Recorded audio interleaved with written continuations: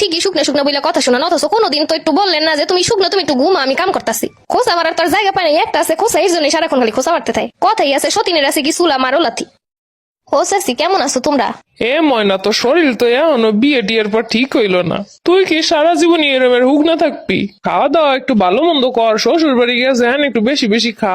ও চাচি বাপের বাড়ি কি আমারে খাওয়ায় না? এরপর শ্বশুর বাড়ি গেছো, একটা নতুন জায়গা, ভালো মন্দ খাবি, মোটা তাজা হবি। হয় ওইসে, তোমার ঘর কম লাগবো না, তোমরা আগে দেখলেও যা কইতে এখনো তাই কো।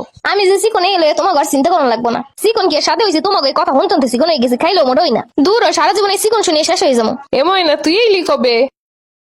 এই তো আইলাম। আপা কেমন আছো? এ তুই দিয়ে এখন হে হুক না এলো রয়ে গেছো। ভাই জানতাম তুমি এই জিগাবা। এ শ্বশুর বাড়ি কি কোনো ঝামেলা? খাওয়ান দাওয়ানে কোনো ঝামেলা? আপা আমি আগেও যেমন ছিলাম এখনো তেমন আছি। এর লগে শ্বশুর বাড়ি কি সম্পর্ক?